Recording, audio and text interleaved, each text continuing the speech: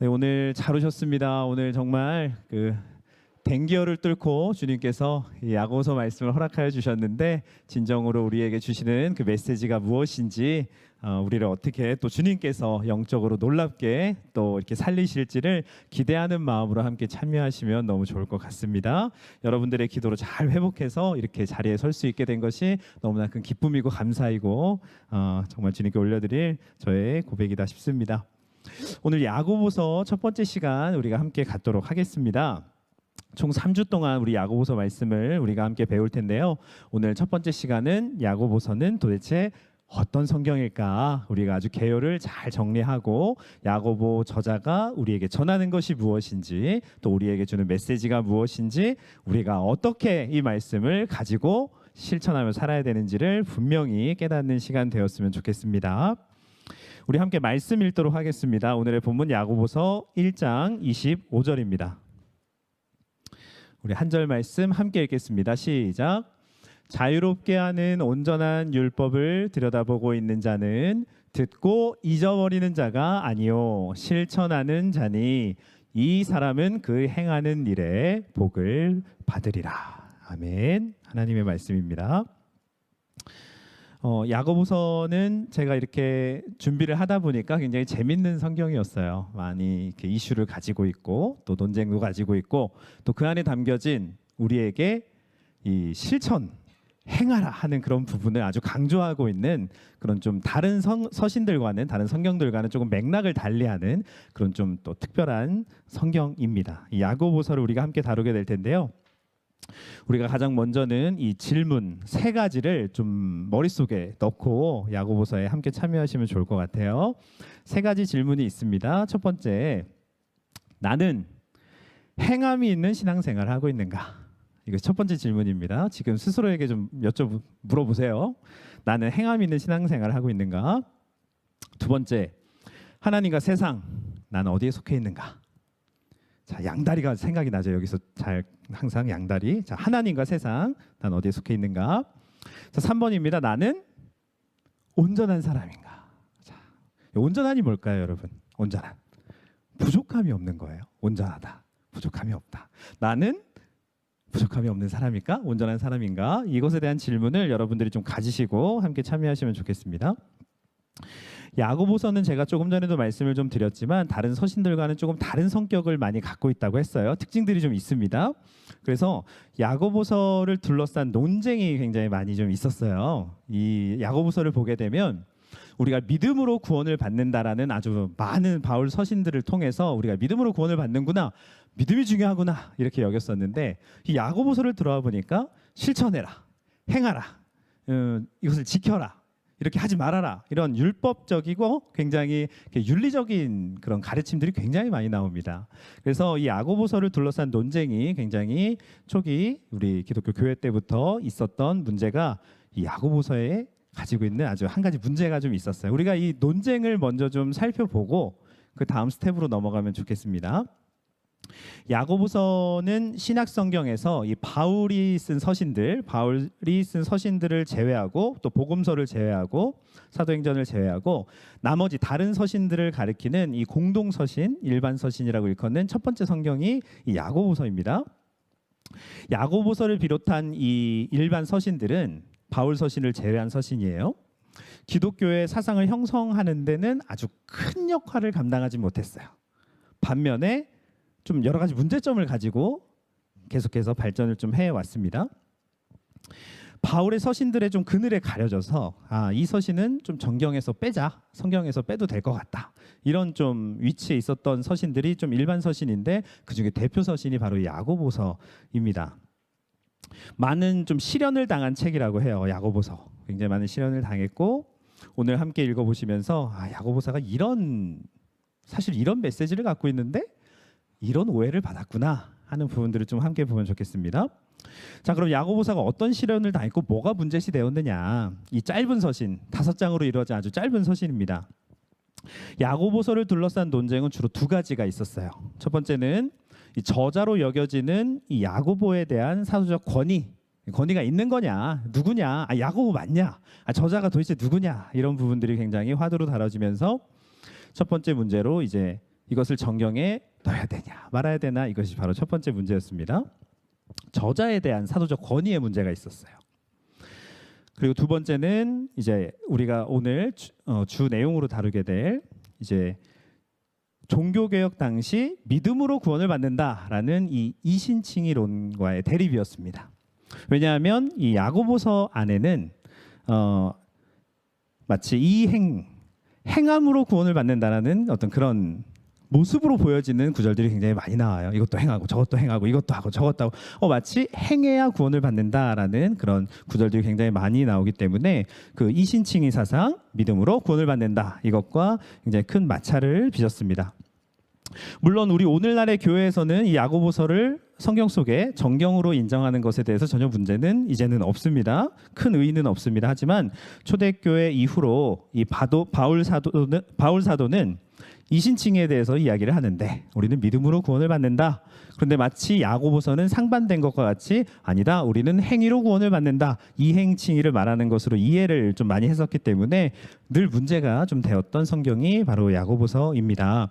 그런데 이 문제를 처음 일으켰던 이는 우리가 아주 잘 알고 있는 종교개혁자 이제 마틴 루터입니다. 마틴 루터는 이 야고보서를 가지고 뭐라고 표현을 했냐면 이거 지푸라기 서신이다라고 표현을 했어요. 뭐라고 했냐면 정확하게 좀 읽어드릴게요. 야고보서는 다른 책들, 즉 요한복음, 바울의 로마서, 갈라디아서, 에베소서, 베드로전서와 비교해 볼 때 의로운 지푸라기 서신에 지나지 않는다. 마틴 루터가 이렇게 이야기를 한 거예요. 왜냐하면 야고보서는 아무런 복음적 성격을 지니고 있지 않기 때문이다 라고 말을 했습니다. 루터는 야고보서 안에 그리스도의 죽음, 부활, 구원 이런 복음적 내용이 전혀 없다는 것으로 지적을 하면서 그가 16세기에 독일어로 이제 신약 성경 초판을 내는데 야고보서를 빼버려요. 이거 지푸라기 서신이야, 필요 없어도 돼.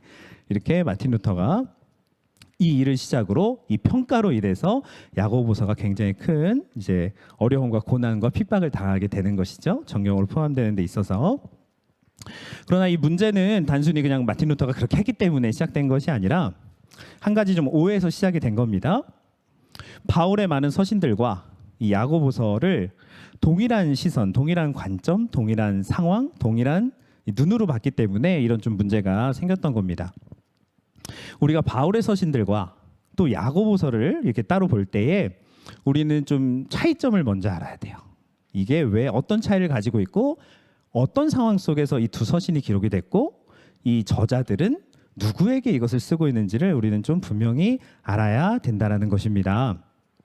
결론부터 먼저 좀 이야기를 하면 바울 서신은 사람이 하나님 앞에서 어떻게 의롭게 되는가에 대한 문제를 다루고 있는 것이고요. 칭의론의 이제 원인, 우리가 어떻게 하나님 앞에서 의롭다함을 받을 수 있는가, 칭의론의 원인에 대해서 이야기를 하고 있는 반면에 야고보서는 의롭게 된 사람이 이제 어떻게 살아야 되는가에 대한 칭의의 결과를 이야기하고 있는 것입니다. 두 서신이 완전히 다른 것이죠. 처음 사도 바울은 이제 사람이 하나님 앞에서 어떻게 의롭게 될까, 야고보서는 의롭게 된 그리스도인이 한마디로 이제 어떻게 살아야 되는가에 대한 결과를 이야기를 하고 있는 것이죠. 관점이 완전히 달랐던 겁니다. 이 서신을 전하고 있는 대상자들이 달랐던 것이죠. 자, 바울 서신과 야고보서의 차이를 정리해 보면 이제 수신자가 다르다라는 거예요. 첫째, 수신자가 다르다. 이 서신을 받는 이들, 전하는 이들이 달랐던 거예요. 사도 바울은 예수 그리스도를 믿기 전 구원을 얻기 위해서는 믿음이 필요하다라는 이 신칭의를 이야기하고 있는 것이고요. 야고보는 이제 믿음으로 구원을 받는다, 믿었는데 행함이 없고 실천이 없고 아무런 그 삶의 그 열매들이 나타나지 않는 이 무늬만 기독교인인 이들에 대해서 말을 하고 있는 것입니다. 그래서 즉 이제 사도 바울의 이 사상은 신앙의 시작 단계, 그리고 야고보가 이야기하는 것은 신앙의 이제 열매 단계, 이제 그것을 전하고 받아들이는 시기와 수신자들이 전혀 다르다라는 것이죠. 그리고 두 번째는 이제 상황이 달랐습니다. 사도 바울은 당시 이제 행위 구원을 주장하는 이 유대교와의 긴장감 속에서 아니다, 행위 구원 아니다, 오직 믿음으로 우리는 구원을 받는다라는 것을 강조했던 시기를 살았기 때문에 그렇게 강조하여서 전하였던 것이고, 야고보는 이 야고보서의 저자인 야고보는 그 당시 상황 속에서 이제 흩어져 있는 그리스도인들, 믿음은 있지만 전혀 삶에 이 사람들이 그리스도인인지 예수를 믿는 자들인지 구원받은 자인지 알 수 없는 그들을 향하여서 외치고 있는 서신이 바로 야고보서라는 것이죠. 완전히 다른 관점과 다른 수신자들에게 전하고 있다라는 것을 우리가 알 수 있겠죠. 야고보 사도 역시 죄인은 오직 믿음으로 구원을 받을 수 있다라는 전제하에 그것을 이미 깔고 이 야고보 서신을 쓴 것입니다. 우리는 믿음으로 구원을 받는데 우리에겐 행함이 있어야 된다라는 것을 이야기하고 있다라는 것이죠. 이 신칭이 이 행칭이 아니라는 것입니다. 행위 구원, 믿음으로 구원, 이 다른 서로 대조되는 것을 이야기하고 있는 게 아니라는 것이죠. 그래서 우리가 뭐 야고보서뿐만이 아니라 모든 성경을 볼 때 이와 같은 상황과 또 수신자의 누가 이 성경을 받느냐, 이 편지를 받고 있는 자들이 누구냐, 그리고 저자가 이것을 왜 쓰고 있느냐, 이런 부분들을 우리가 잘 알아야만 성경을 잘 이해하고 우리가 해석해낼 수 있는 것입니다. 그럼 우리가 이제 야고보서 개요로 좀 넘어가 보도록 하겠습니다. 두 번째 야고보서 개요입니다. 저자, 우리 1장 1절에서 이렇게 나옵니다. 하나님과 주 예수 그리스도의 종 야고보라고 나오죠. 소개를 합니다. 그런데요, 이 야고보라는 인물은 신약 성경에만 6명이 등장을 해요. 그 중에 이제 유명한 인물은 예수님의 형제 야고보, 또 우리가 잘 알고 있는 제자들 이야기하면 누가 나오죠? 뭐 알페오의 아들 야고보, 세베대의 아들 야고보, 이렇게 나오죠. 한마디로 이 야고보라는 이름은 조금 그 당시에 좀 흔한 이름이었어요. 그 당시에 많은 이름 중에 하나가 이 야고보였습니다. 그래서 사실 이 야고보서 서신을 볼 때 1장 1절에서 예수 그리스도의 종 야고보라고 표현은 했지만 그 많은 야고보 중에 어떤 야고보냐, 이런 좀 저자를 확인하기에는 좀 어려움이 있었다고 합니다. 정확한 신분을 좀 알아내는 데는 어려움이 있었지만 예수의 형제 야고보 이랬으면 너무 확실했을 텐데, 전통적으로 이 학자들은 이제 예수님의 형제 야고보가 이 책을 썼을 것이다라고 보는 견해가 굉장히 많습니다. 두 번째로 이제 수신자입니다. 이 서신을 받는 자들이 누구냐? 바울의 서신을 제외한 이 공동 서신들, 일반 서신들, 야고보서를 포함한 이 서신들의 특징은 누가 썼는지도 약간 불명확하게 이렇게 싹 기록하고, 또 수신자도 약간 언급을 잘 안 한다라는 거예요. 가볍게 이렇게 넘어가는 부분들이 좀 있습니다. 그게 바울 서신을 제외한 공동 서신들이 좀 갖는 특징들이라고 해요. 그래서 야고보서의 수신자는 또 누구냐? 1장 1절에서 보게 되면 흩어져 있는 12지파라고 표현을 합니다. 흩어져 있는 12지파, 이제 디아스포라죠. 흩어져 있는 12지파로 소개가 되는데, 당시 이 흩어져 있는 12지파, 즉 디아스포라는 일반적으로 그 팔레스타인, 그 이스라엘 지역 바깥에 사는 여러 부류의 유대인들을 가리킬 때 좀 썼다고 해요. 즉 이 예루살렘 교회 지도자격이었던 야고보의 관할 구역 밖에 사는, 즉 로마 제국 전체에 흩어져 있는 그리스도인들을 뜻하는 겁니다. 흩어져 있는 우리 그리스도인들, 이렇게 표현을 할 수가 있겠고요. 또 다른 의미로는 지금도 흩어져 있는 우리 모든 그리스도인, 모든 예수님을 믿는 그리스도인들, 이렇게 좀 두 가지 의미로 볼 수가 있겠습니다. 그 당시에 흩어져 있는, 로마 제국에 다 흩어져 있는 우리 그리스도인들, 그리고 지금 우리에게 전하는 것으로는 모든 성도들, 예수를 믿는 거룩한 성도들을 뜻하는 것입니다. 자, 그렇다면 어떤 상황이었길래 야고보 사도는 이 야고보서를 기록한 것일까요? 우리 수신자들의 상황을 좀 우리가 알 필요가 있습니다. 왜 썼을까요? 도대체 왜 이것을 기록해야만 했을까? 당시 그리스도인들에게는 좀 세 가지 측면에 좀 핍박이 있었던 것으로 보입니다. 첫 번째는 이제 종교적 핍박이었죠. 종교적 핍박. 스데반 집사의 순교 이후에 예루살렘에 있는 모든 교회들에는 이제 큰 핍박이 시작이 됐습니다. 종교적인 핍박이었던 것이죠. 그래서 사람들은 이 사건 이후로 유대와 사마리아 모든 땅으로 흩어지게 됩니다. 이제 죽임을 당하기 때문이었겠죠. 이것이 당시 그리스도인들에게는 아주 최고의 큰 환난, 핍박이었습니다. 첫 번째 환난, 종교적 핍박이 있었다라는 것이죠. 그리고 두 번째는 이제 정치적인 핍박을 받았습니다. 그리스도인들이 정치적인 핍박을 받아서 또 야고보 역시 순교를 당하게 되고요. 또 베드로가 감옥에 갇히는 사건 등 이런 것들을 볼 때 그리스도인들에게는 정치적인 어떤, 물론 종교적인 핍박보다는 강력하지는 않았지만 정치적인 어떤 압박들이 있었던 것으로 우리는 짐작해 볼 수가 있습니다. 셋째로는 이제 기근 때문에 찾아온 경제적인 어려움입니다. 야고보서에 보면 가난한 자라는 표현들이 굉장히 많이 나와요. 경제적인 어려움. 즉 야고보서를 받는 수신자들은 굉장히 어려움에 처해 있는, 경제적으로 어려움이 있는 자들이었다라는 것을 우리가 좀 추측해 볼 수가 있습니다. 2장 5절에도 보면 내 사랑하는 형제들아 들어라, 하나님이 세상에서 가난한 자들을 택할 것이다.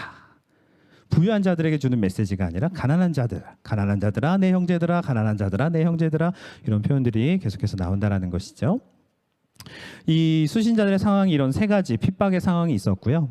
그리고 이 세 가지에 더해서 가장 큰 문제는, 그냥 사실 우리가 가난해도 그래도 어떻게 또 살아갈 수는 있거든요. 경제적인 단순한 그 어려움이 아니라, 단순한 핍박이 아니라, 가장 큰 문제는, 그리스도인들 가운데 가장 큰 문제는 이 바울의 복음을 잘못 이해해서 올바른 신앙생활을 하지 못하고 그저 나는 믿음으로 구원을 받았으니 전혀 실천이 없고 전혀 행함이 없는 그런 삶을 살고 있었다라는 것이죠. 나는 전혀 그런 거 없지만, 열매도 없고 실천도 없고 행함도 없지만 나는 괜찮은 사람이야. 내 믿음은 괜찮아. 나는 믿음으로 구원을 받았거든. 이런 잘못된 믿음을 가지고, 입증되지도 않은 것을 가지고 나는 바른 사람이야, 나는 온전한 사람이야, 이것이 그리스도인들 가운데 가장 큰 문제였다라고 야고보서에서는 좀 지적을 하고 있습니다. 잘못된 신앙관을 가진 성도들이 많았다라는 것이죠. 교회는 나오고 또 예배도 드리고, 누가 볼 때는 참 예수님 잘 믿는 사람이다 싶은데 자세히 들여다보면 전혀 실천도 없고 행함도 없고, 이 복음에 전해지는 모든 메시지들을 잘 이해하는 것 같으면서도 잘 이해를 못하고, 뭔가 좀 잘못된 신앙관들을 갖고 있는 그리스도인들이 점점 많아지고 있었고, 또 핍박을 당하고 고통 가운데 있었기 때문에 야고보서는 이와 같은 서신을 기록을 한 것입니다. 자, 그럼 세 번째입니다. 우리 믿음과 행함의 관계에 대해서 우리가 좀 알아볼 필요가 있어요. 그렇다면 믿음과 행함에 대해서 야고보서는, 도대체 야고보 사도는 어떤 이야기를 하고 있는 것일까? 믿음과 행함은 도대체 어떤 관계를 갖고 있길래 이렇게 한 서신을 통해서 행하라라고 이야기를 하고 있는 것일까? 자, 야고보서의 가장 핵심적인 문제는 조금 전에 말씀을 드린 대로 이제 구원에 대한 잘못된 이해입니다. 구원에 대한 잘못된 이해. 나 구원받았어, 끝이라는 것이죠. 행함 구원 아니래, 믿기만 하면 된대. 이와 같은 잘못된 이 행함이 결여된 성도들이 계속해서 증가를 하고 있었다라는 거예요. 행함이 없는 믿음. 그런데 이것은 야고보 시대뿐 아니라 우리 시대도 마찬가지죠. 지금 뭐 아주 오래된 성경을 저희가 2000년 전 그 성경을 이렇게 이야기하고 있지만 우리가 쏙쏙 이해가 되잖아요. 그때도 그랬고 지금도 그랬고. 그래서 아까도 말씀드렸지만 수신자가 누구라고요? 당시 로마 제국에 흩어졌던 그리스도인들 플러스 우리들이라는 것입니다. 그때 상황이나 지금 상황이나 크게 다르지가 않다라는 거예요. 교회 생활은 오래 했지만 그렇다고 우리의 삶을 통해서 저 사람이 진짜 예수님을 믿는 자인지, 왜 저 사람은 예수님을 믿는다고 하는데 전혀 뭐 나타나지는 게 없는 것인지, 이것에 대해서 야고보서는 이 믿음과 행함의 관계에 대해서 좀 이야기를 하고 있습니다. 성경 전체를 봤을 때도 이 믿음을 말할 때 행함과 결코 분리를 하지 않습니다. 믿음만 가지면 돼, 믿음으로 구원만 받으면 돼, 이렇게 이야기를 하지 않아요. 우리는 이 믿음과 행함이 바늘과 실처럼 붙어 다니는 것처럼 우리는 꼭 받아들여야 됩니다. 믿기만 하면 구원 받는데, 이것은 우리가 잘못된, 우리가 복음을 알고 있는 것이죠. 예수님께서도 이 행함에 대해서 이렇게 이야기를 좀 하셨어요. 물론 믿음도 이야기하셨지만 행함에 대해서도 분명하게 말씀을 해주셨습니다.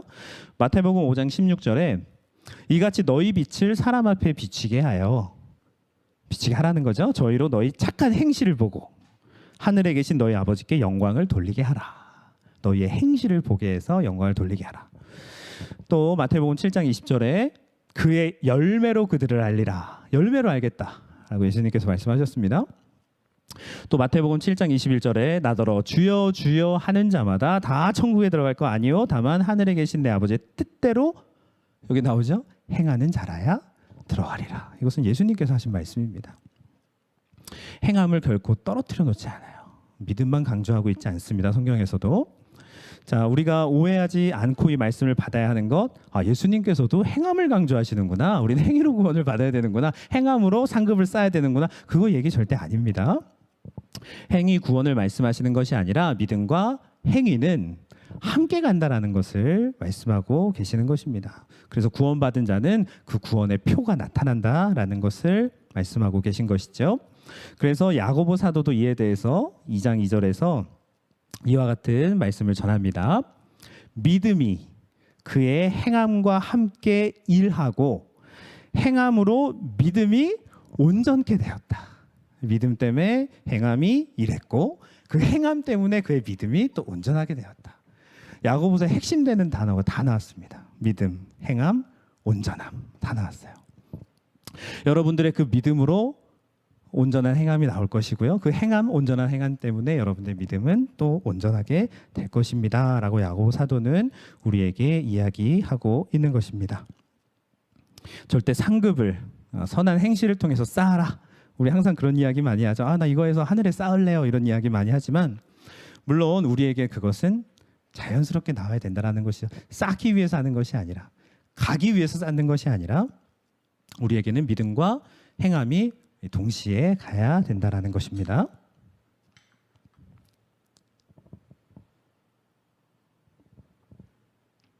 우리 성도에게 있어서 믿음도 당연한 것이지만 행함도 당연히 있어야 되는 것이지 행함이 우리에게 자꾸만 특별한 것이 되면 안 된다라는 이야기를 야고보 사도는 하고 있는 것입니다. 저분은 저렇게 잘 섬겨, 은사가 있어, 정말 특별해. 아니에요. 우리 모두에게 그와 같은 이제 당연한 성도로서 행함이 우리에게 나타나져야 된다는 것이죠. 그 행함으로 인해서 우리의 믿음도 더 온전해진다는 것입니다. 이쯤에서 우리 자신에게 좀 이런 질문을 해보시면 좋을 것 같아요. 나는 어떤 복음을 믿고 있을까? 어려워져요. 이 복음이라는 이야기 꺼내거나 뭐 이런 좀 사실 많이 듣던 단어이기는 한데 순간적으로 복음이 무엇인가요? 우리 복음학교 갈 때 질문 받았었잖아요. 인터뷰. 저도 복음이 무엇인가요? 아무 말도 못했어요. 떨어질 줄 알았는데 붙더라고요. 모르니까 붙여진 건지 잘 모르겠습니다. 아직도. 저는 그때 복음하면 그날이 생각이 나요. 복음학교 인터뷰하던 날. 그래서 우리에게 복음이 참 정리가 잘 안 돼요. 표현이 잘 안 되죠. 근데 우리는 복음을 믿고 있어요. 그렇죠? 아멘이십니까? 우리는 믿고 있어요. 동일한 복음을 믿고 있습니까? 예수님이 우리를 구원하셨다라는? 여기 다른 복음을 믿고 계신 분은 없으실 거예요. 근데 우리가 주님 앞에 서는 날 주님께서 우리에게 뭐라고 물어보실 것 같아요? 너는 어떤 복음을 믿었냐라고 물어보실까요? 아니면 너는 그래서 무엇을 했냐라고 물어보시지 않을까요? 우리에겐 이미 복음이 주어졌습니다. 동일한 행함이 주어지진 않았어요. 동일한 복음이 주어졌고 우리에겐 이제 행할 수 있는 기회들이 우리에게 주어집니다. 그때 너희들은 무엇을 행했느냐라고 물어보시지 않을까요? 이것이 우리 안에 좀 담겨져 있어야 됩니다. 그래, 나는 뭘 했지? 오늘도 똑같은 복음, 오늘도 똑같은 창세기 47장 요셉의 이야기를 들으면서 똑같은 복음을 들었습니다. 그래, 너는 무엇을 믿었느냐가 아니라 우리 주님께서는 그러실 것 같아요. 그래서 너는 오늘 무엇을 했느냐? 우리가 동행일기에 그것을 쓰죠. 오늘도 나는 똑같은 복음을 이러지 않아요. 오늘은 나 주님과 함께 이것을 했고 저것을 생각했고 이것을 끊어냈고 우리가 그런 것들을 하고 있다는 것이죠. 그런 의미에서 우리 예수통일교회는 정말 잘 하고 있는 것 같습니다. 우리는 좀 그런 자부심을 가질 필요가 있는 것 같아요. 맨날 말씀 들으면서 혼나고 막 이러고 가는 것이 아니라 우리 못하는구나 이렇게 배우는 태도가 아니라 우리 잘하고 있는데 하나님께서 격려해 주시는구나, 응원해 주시는구나, 이렇게 메시지를 우리가 좀 받을 필요가 있겠다 싶습니다. 야고보서는 조금 특별한 것이 어떤 행함에 대해서 이야기를 많이 한다라고 아까 전에도 좀 말씀을 드렸었죠. 지켜라, 이렇게 해라, 이런 것들이 많아요. 비방하지 말아라, 도와라, 세상과 벗하지 말아라, 허탄한 생각하지 말아라, 말실수하지 말아라. 어떤 윤리책 같기도 하고요. 또 도덕책 같기도 합니다. 하나님께서 굉장히 야고보 사도를 통해서 우리에게 믿음 있는 자는 어떻게 살아야 되는지를 아주 이렇게 자세하게 기록을 해놓으셨어요. 그래서 이 야고보서 안에는 다양한 어떤 윤리적인 주제들을 다룹니다. 우리가 어떻게 살아야 하는지, 어떻게 살아야 되는지 굉장히 다양한 윤리적 주제들을 다루고 있는데요. 이 다양한 윤리적 주제를 통해서 내 믿음과 내 행함은 어떻게 가고 있는지를 좀 자세히 점검해 보시면 좋을 것 같습니다. 네 번째입니다. 다양한 윤리적 주제. 야고보서가 다루고 있는 다양한 윤리적 주제가 무엇일까? 첫 번째입니다. 야고보서의 윤리적 특징 1번. 믿음이 전제된 윤리라는 거예요. 믿음이 전제된 윤리입니다. 그냥 너 지켜라, 이거 해라, 이거 해라 이렇게 하는 것이 아니라 믿음이 전제되어 있습니다. 야고보서에서 믿음은 16회에 사용되고 또 믿다라는 단어는 3회에 사용이 되고 있습니다. 이 저자는 하나님께서 1장 18절에서 이렇게 말씀하세요. 진리의 말씀으로 우리를 낳으셨다. 진리의 말씀으로 우리를 낳으셨다. 자, 진리의 말씀은 구원의 복음을 말합니다. 바로 중생의 복음을 이야기하는 것이죠. 1장 17절에서 하나님을 아버지라고 표현을 합니다. 이것도 우리가 구원받은 자녀다라는 것을 야고보서는 이제 전제하고 간다라는 것이죠.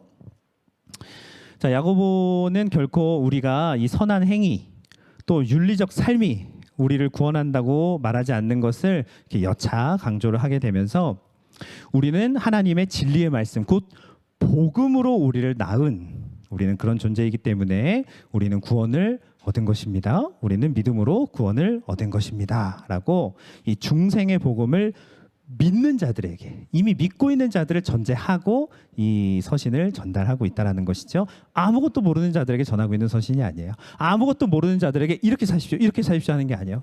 그냥 길거리에 나가서 야고보서를 막 외치고 있는 게 아니에요. 아무것도 모르시죠? 예수님 모르시죠? 그럼 제가 지금부터 당신 어떻게 하면 잘 살 수 있는지 얘기해 주겠습니다. 이것이 아니라는 거예요. 이미 믿음이 전제하에 된 구원의 복음을 믿고 있는 자들에게 야고보서는 우리는 이제 이렇게 살아야 됩니다. 윤리적인 어떤 그 특징을 이야기하고 있는 것입니다. 그래서 야고보서 2장 1절에 보게 되면 사람을 차별하여 대하지 말아라 이렇게 기록을 합니다. 사람을 차별하여 대하지 말아라. 어떤 윤리적인 또 가르침을 하죠. 사람을 차별하지 말아라. 그 근거로 앞절에 이제 우리 주 예수 그리스도를 믿는 믿음으로 차별하지 말아라라고 이야기를 합니다. 그냥 차별하지 말아라가 아니에요. 딱 나가서 사람 차별하면 안 돼요. 그럼 그 사람에게는 전혀 이게 감동이 되지 않는 것이죠. 그의 삶이 되지 않는 것입니다. 우리 주 예수 그리스도를 믿는 믿음으로 사람을 차별하여 대하지 마십시오. 하나님과 예수님이 우리를 외모로 보지 않으신다 하셨어요. 차별하지 않으신다라는 거죠. 그것은 무엇이 전제된 겁니까? 믿음으로 구원을 받는다라는 거예요. 너 외모가 뛰어나니 구원받았다. 너 믿음이 행위로 괜찮구나 구원받았다. 아니라는 겁니다. 믿음이 전제된 윤리를 야고보는 이야기하고 있는 것입니다. 절대 행위로 구원받는 공로주의 야고보서에는 없습니다. 자, 두 번째 야고보서 윤리의 특징 두 번째는 이제 종말론적 윤리를 이야기하고 있다라는 것입니다.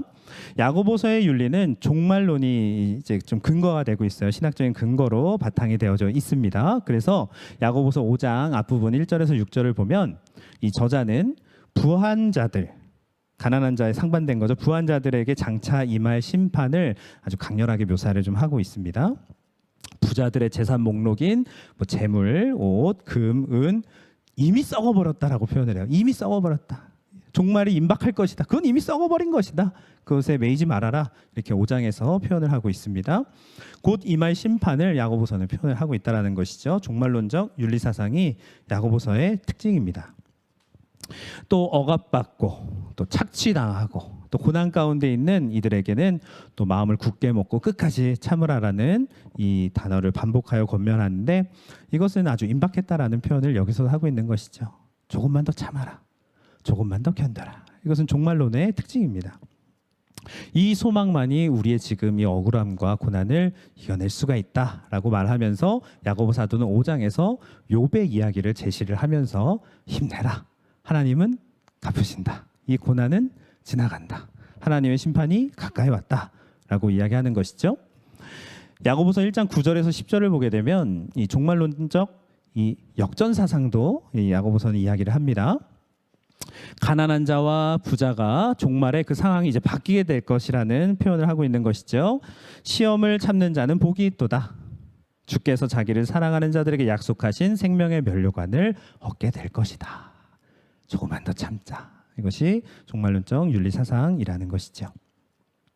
마지막으로 이제 조금 더 나아가서 이 야고보 사도는 뭐라고까지 이야기를 하냐면 5장 9절에서 그럽니다. 장차 임할 심판 곧 올 것이니 너희들은 형제들을 원망도 하지 말아라 라고 합니다. 원망도 하지 말아라. 아주 최고의 믿음의 윤리 교과서죠. 원망조차 하지 말아라. 그리하여야 심판을 면하리라. 여러분 원망하면 심판을 면할 수가 없습니다. 원망조차 하지 말아라. 그리하여야 심판을 면하리라. 보라 심판주가 문 밖에 서 계시다. 문 밖에 서 계신 거야. 저기 어디 부산에 계신 게 아니라 미국에 계신 게 아니라 요 문 밖에 서 계신 거예요. 원망조차 하지 말아라. 이것이 야고보서에 두드러지는 종말론적 윤리 사상입니다. 마지막으로 세 번째 야고보서 윤리의 특징은 이분법적 윤리가 아주 명확하게 등장을 하고 있다는 것이죠. 야고보서는 세상과 이 하나님에 대해서 아주 명확하게 선을 긋습니다. 아까 제가 두 번째로 질문을 드렸었죠. 나는 하나님께 속했는가? 나는 세상에 속했는가? 우리가 좋아하는 표현, 나는 양다리인가? 그렇죠? 맨날 양다리 나오죠, 그렇죠?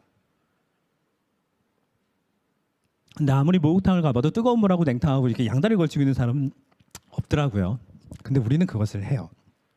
근데 그것이 이 야고보 사도 눈에는 성도는 그렇게 하면 안 된다라는 이야기를 하는 것이죠. 야고보서 4장 4절에 간음하는 여자들이여 세상과 벗된 것이 하나님의 원수임을 알지 못하느냐. 그런즉 누구든지 세상과 벗이 되고자 하는 자는 스스로 하나님과 원수가 되게 하는 것이니라 라고 야고보는 표현을 합니다. 원수가 되는 것입니다. 우리가 세상에 속했다, 양다리 걸쳤다, 하나님과 우리가 원수가 되었다라고 이야기하고 있는 것이죠. 자, 우리 성도의 입에서 찬송가와 저주가 동시에 나오면 될까요, 안 될까요? 안 되죠, 그렇죠? 여기서는 아까 찬송했는데 집에 가면서 욕하면서, 그렇죠? 누구 막 원망하고. 근데 우리는 그렇게 살고 있다라는 거예요. 야고보서는 이것을 이제 염려하면서 믿음으로 온전케 될 것을 권면하고 있는 것입니다. 그래서 4장 8절에 이런 표현을 써요. 두 마음을 품은 자는 죄인이다. 두 마음을 품은 자, 그렇죠? 하나님과 세상을 함께 품은 자는 죄인이다. 그러면 우리 성도는 어떻게 해야 되느냐? 8절 이하 10절부터 나옵니다. 마음을 성결하게 하라. 두 마음을 품지 말아라. 마음을 성결하게 하라. 슬퍼하며 애통하며 울어라. 주 앞에서 낮추라. 그래야면 주께서 너희를 높이실 것이다 라고 이야기를 하고 있습니다. 이것이 야고보서가 가지는 이 성도들에게 전하는 아주 이분법적인 정확한 윤리입니다. 확실하게 하라는 거예요. 걸치지 말고, 세상에 속하지 말고, 하나님과 원수되지 말고, 너가 낮추고 성결하고 슬피 울며 애통해하면 하나님이 너를 높이실 것이다 라고 명확하게 야고보서는 표현하고 있습니다. 네, 마지막입니다. 이제 5번에 야고보서 이제 핵심 주제로 넘어갈 텐데요.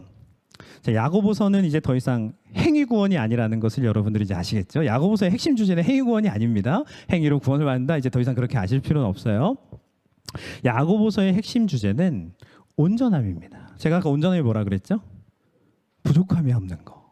온전함. 그렇죠? 성도로서 전혀 부족함이 없는 겁니다. 야고보서의 핵심 주제는 바로 이 온전함을 다루고 있습니다. 야고보서는 믿음보다 행함을 강조한 서신, 그래서 루터가 지극히 싫어해서 지푸라기라고 했던 서신으로 꽤 오랫동안 이렇게 알려져 왔지만 야고보서의 핵심 사상은 바로 이 온전함입니다. 사람들은 근데 그 행위를 굉장히 많이 찾았던 것이죠. 야, 바울은 이렇게 얘기하는데 얘는 이렇게 얘기하네, 이렇게 비교를 해버린 거예요. 하지만 야고보서의 핵심 주제는 바로 온전함입니다. 야고보서 안에서 이 온전함이라는 단어가 뭐 굉장히 많이 쓰이는 건 아닙니다. 하지만 전체적인 흐름을 봤을 때 아주 핵심적인 주제로 쓰이고 있다는 것이죠. 그렇다면 야고보서에서 이 온전함이라는 주제가 어떻게 다른 주제들과 함께 묶여서 쓰여지고 있는지를 저희가 몇 가지로 좀 나눠서 보도록 하겠습니다. 총 4가지로 나눠서 보도록 할게요. 첫 번째는 이 성도들에게 전하는 메시지입니다. 온전함과 시험입니다. 이 시험과 온전함에 대해서 이야기를 하고 있어요. 야고보서는 우리에게, 이 성도들에게 시험을 기쁨으로 여기라고 합니다. 1장 2절에서 나와요. 시험을 기쁨으로 여기라.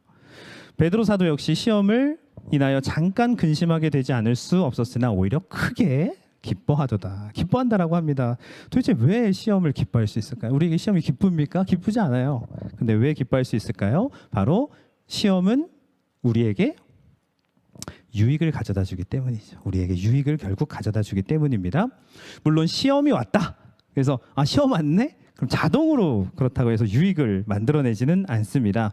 그래서 야고보서 저자는 시험을 참는 자, 즉 인내하는 자가 복이 있다라고 이야기를 합니다. 참는 자, 인내하는 자. 그래서 결국 인내하면 온전한 행실을 만들어낸다라는 것이죠. 인내하지 못하면 그 성도에게는 온전한 행실이 없다라는 것입니다. 시험이 왔어요.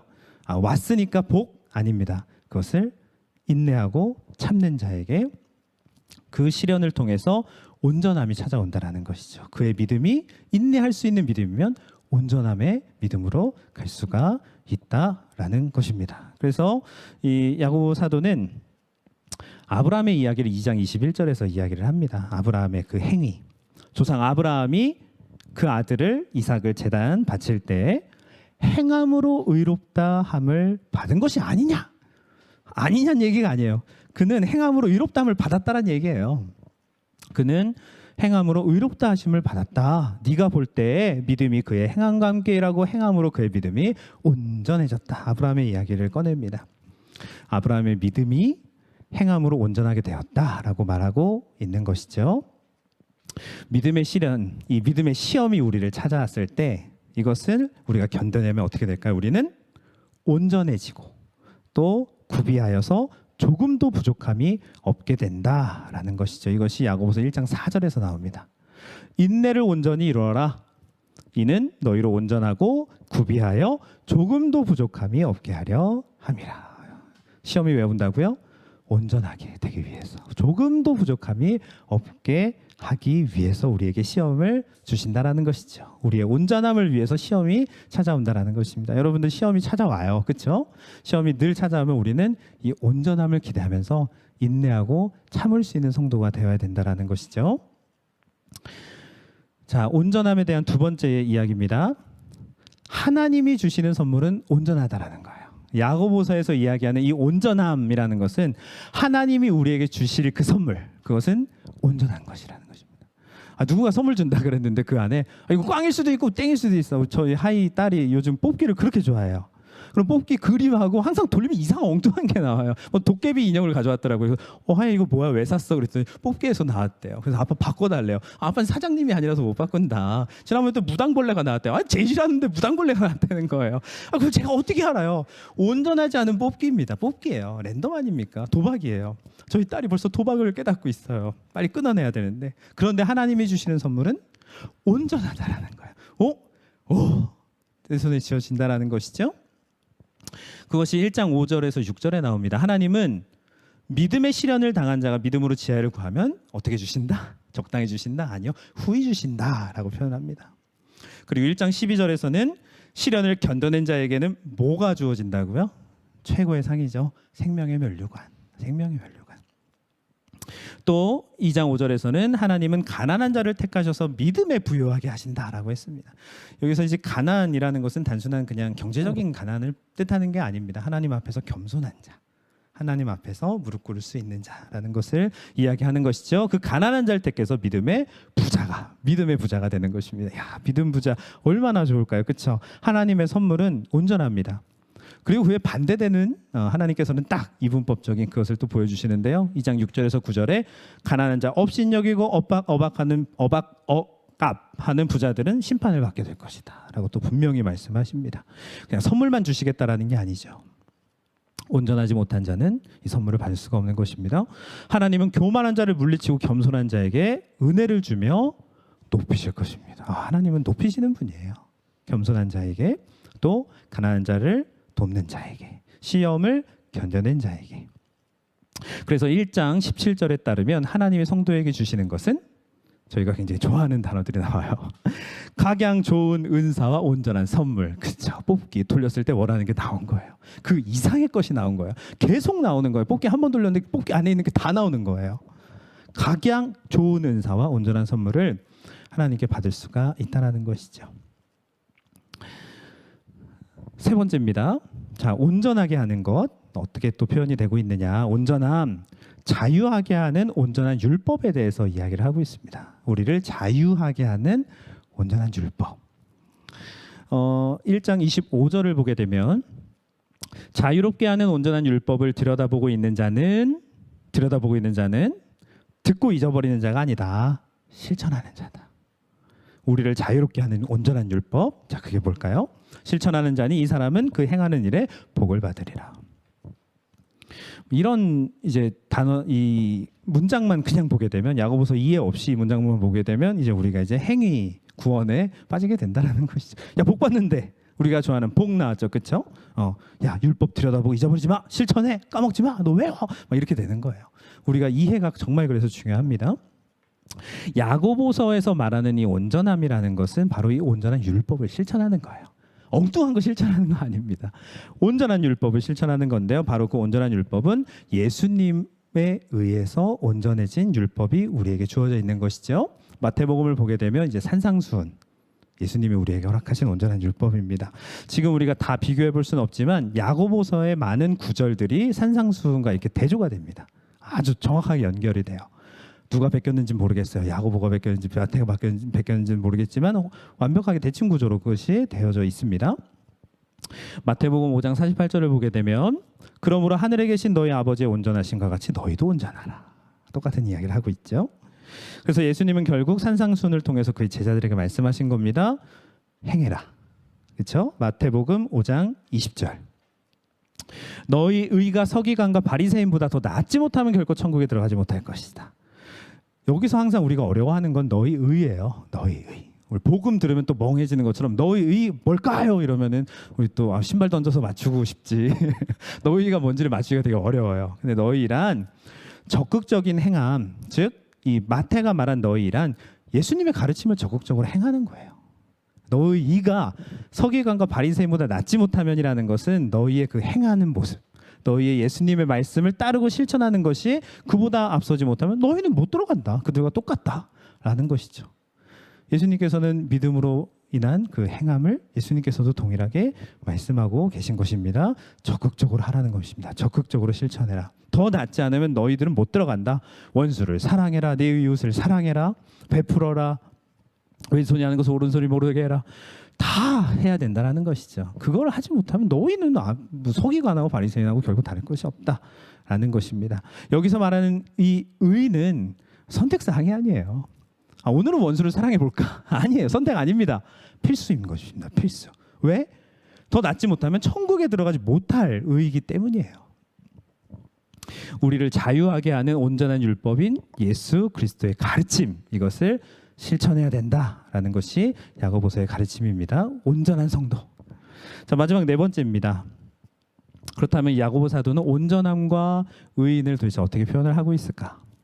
자, 야고보서는 어떤 사람을 의인이라고 표현하고 있는지 네 가지로 정리를 해봤습니다. 첫 번째, 의인은 행함으로 그 믿음이 온전하게 된 자를 야고보 사도는 이야기합니다. 행함으로 그 믿음이 온전하게 된 자를 의인이라고 이야기하는 것이죠. 그래서 조금 전에도 이야기했듯이 아브라함 이야기를 꺼내놓습니다. 그리고 또 이스라엘 정탐꾼을 숨겨줬다가 또 이렇게 보내주는 그의 행함을 나타내면서 그 라합, 기생 라합의 실천도 이야기를 합니다. 그의 실천을 통해 그도 의롭게 됐다. 즉 믿음을 행함으로써 우리는 온전하게 되는 것이며, 의인, 의롭다함을 받는 자는 행함으로 온전하게 되는 자를 야고보 사도는 의인이다라고 이야기하고 있는 것이죠. 두 번째로, 의인은 고난을 받지만, 의인은 고난을 받는다라는 거예요. 여러분들 고난 받고 계시죠? 할렐루야. 그래요, 의인입니다. 하나님의 심판을 믿고 기다리고 있는 자라는 거예요. 믿고 기다리며 그것을 대해서 맞대응하고 원망하지 않는 자가 의인이다라고 야고보 사도는 이야기를 합니다. 의인의 특징은 불의한 자들로부터 고난을 받는다라는 것이죠. 여러분들 요즘 삶에 고난이 많은 것으로 알고 있습니다. 여러분들 이것을 하나님의 심판을 믿고 기다리며 맞대응하지 마시고 또 원망하지 마시고 잘 견딤으로, 인내함으로 이것을 승리하시기를 바랍니다. 세 번째 의인, 가난한 자라는 것이죠. 가난한 자, 조금 전에도 많이 얘기했습니다. 그냥 물질적으로 가난한 것만 뜻하는 것이 아니에요. 물론 물질도 포함이 됩니다. 너무 풍족하여서 자신의 욕심을 위해, 정욕을 위해 쌓아두는 그런 부자들에 대해서 하나님은 분명하시죠. 물질적으로도 가난한 것을 포함하지만 하나님 앞에서 겸손하고 온유한 자가 가난한 자입니다. 하나님 앞에서 겸손하고 온유한 자. 자, 의인은 가난한 자이다라고 야고보 사도는 이야기를 하고 있죠. 네 번째로, 의인은 믿음의 기도를 드리는 자라는 거예요. 믿음의 기도. 그냥 기도 말고요. 주여 주여 하는 것이 아니라 믿음의 기도. 하나님은 구하는 자에게 후히 주시는 분이세요. 그러면 우리는 의심하지 말고, 두 마음을 품지 말고, 혹시 안 하시면 나 이렇게 해야겠구나, 이렇게 두 가지를 갖지 말고, 세상 가운데 내가 이럴 돌파구는 그래도 준비해놔야지, 이것이 아니라 나 하나님만 따르겠습니다. 설령 그리 아니하실지라도 이것으로 우리가 마치 어린아이처럼 믿고 기도하는 자, 그가 바로 의인이다라고 온전함과 의인의 관계에 대해서 야고보 사도는 이야기를 하고 있습니다. 이 모든 부분에 대해서 다음 주부터 이제 본문 연구를 통해서 우리가 1장부터 5장까지 다시 한번 좀 살펴보도록 하겠습니다. 오늘은 야고보서의 전체적인 흐름, 그리고 야고보서가 갖고 있는 핵심적인 주제, 이 온전함에 대해서 우리가 알게 되었고요. 또 어떤 윤리적인 이야기들을 다루고 있는지 우리가 알아보게 되었습니다. 이 관계들, 또 온전함이 무엇이었는지 이것을 우리가 분명히 아는 상태로 다음 주부터 이 야고보서 본문 연구에 함께 들어가시면 좋을 것 같습니다. 야고보서는 한마디로 행함이 없는 그리스도인들을 향한 책이었어요. 믿음은 있지만 이미 믿음으로 구원을 받는다라는 것을 사도 바울을 통해서 깨닫게 되었지만, 믿게 되었지만, 잘못된 믿음을 가짐으로써 믿음만 있으면 되는구나, 뭐 막 살아도 되는구나, 이런 점점 그것이 많아지는 그리스도인들을 향한 책이었습니다. 그리고 또 우리 예수동의교회 성도님들처럼 믿음, 행함 있는 믿음을 갖고 계신, 이미 그렇게 잘 살고 있지만 여전히 고통받고 고난받고 여전히 이해할 수 없는 어려운 가운데 있는 성도들에게 희망을 던져주고, 또 반드시 주님은 오신다, 임박했다, 문 밖에 계시다, 그것을 알려주는 위로의 서신인 것입니다. 이 두 가지가 동시에 들어가 있는 서신이 바로 야고보서예요. 잘하고 있어, 그리고 잘 좀 해라고 동시에 이야기를 하고 있는 것이죠. 자, 그렇다면 우리가 마지막으로 다시 한번 질문을 합니다. 내 믿음은 행함이 있는 믿음인지, 그리고 나는 하나님과 세상 어디에 속해 있는지, 나는 주 안에서 온전한 성도인지, 부족함이 없는지, 주님이 오시면 겸손해지는지, 아니면 주님이 오시면 아직 가진 게 많아서 도망가는지, 아직 내가 해야 될 게 많아서 하나님을 피하는지, 나는 온전한 성도인지, 이 세 가지를 기억하시고 우리가 다음 주에 만나면 좋을 것 같습니다.